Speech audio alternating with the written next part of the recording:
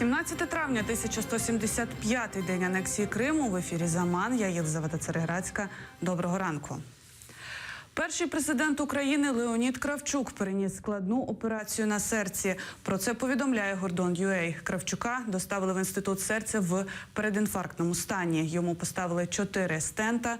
Зараз він в палаті і почувається нормально, повідомляє джерело видання.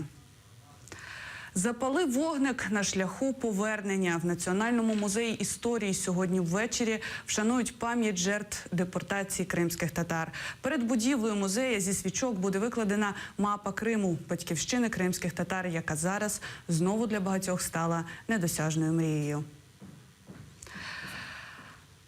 Алею Сакур відкриють сьогодні у Генічеську за участі військового аташе посольства Японії в Україні, капітана першого рангу морських сил самооборони Японії Акіхіро Хара. 10 дерев японської сакури висадили на початку алеї Казок 4 квітня цього року. Так в Генічеську відзначили 25-річчя дипломатичних відносин між Японією та Україною. Всі дерева прижилися і вже цвітуть. Наші журналісти у вечірніх випусках «Заман» розкажуть про те, як пройшло відкриття.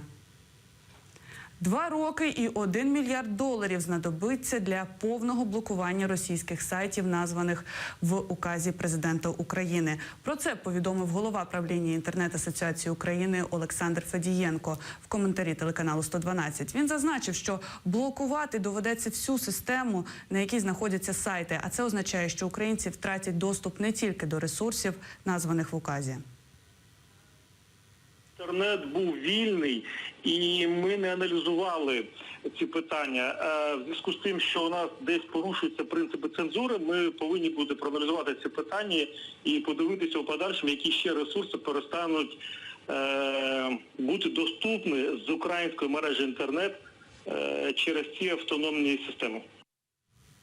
Крім цього, експерти вважають, що повністю заблокувати сайти не буде можливо. Є технології, які дозволяють обійти блокування.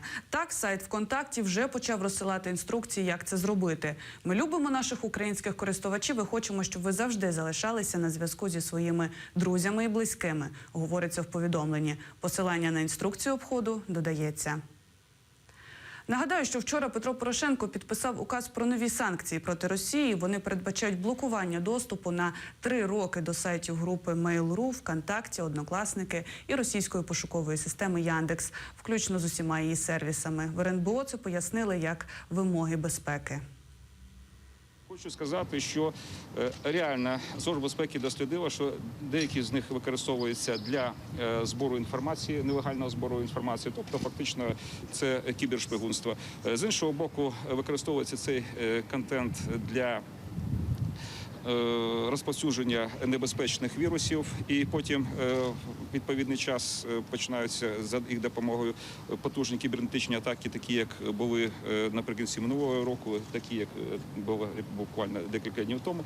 Прийдеться здійснювати, ну, скажімо так, ще певні законні регулювання в одному, 2, можливо 3 законах України, які стосуються там і телекомунікаційних систем, і всього іншого, для того, щоб це рішення було і могло бути остаточно виконаним.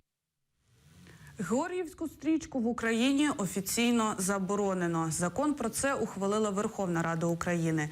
Відтепер за публічне використання, демонстрацію або носіння стрічки чи її зображення передбачено штраф з конфіскацією самої стрічки. За повторне порушення ще більший штраф або адміністративний арешт до 15 діб. Передбачені виключення для ветеранів війни, які мають нагороди, які тримають в себе частину георгіївської стрічки. Маються виключення для музеїв і передбачені всі ті самі виключення, які є для закону про заборону націонал-соціалістичної та комуністичної символіки. Таким чином, цей закон буде протидіяти намаганням російської пропаганди розколювати українську націю, український народ. Ільмі Умерова запросили в прокуратуру окупантів. Зустріч призначена на 12-ту годину. Заступник голови Меджлісу припустив, що там з ним хочуть говорити про неприпустимість протиправних дій у День пам'яті жертв депортації кримсько-татарського народу. Так окупанти розцінюють бажання кримських татар покласти 18 травня квіти до заставного каменя в сквері навпроти залізничного вокзалу в Сімферополі. Про це заступник голови Меджлісу повідомив на своїй сторінці в Фейсбук.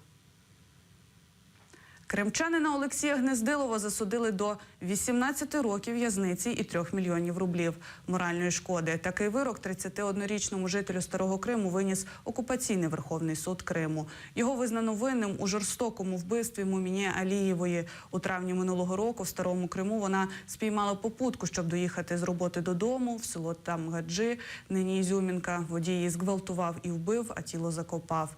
По відеозаписах з камер спостереження одного з магазинів брати загиблої змогли впізнати машину головного підозрюваного.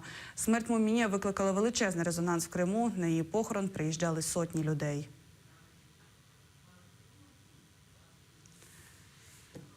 На цю годину це все. Далі в ефірі програма «Бугунь». Наступний випуск новин дивіться о 10-й годині. Залишайтеся з АТR.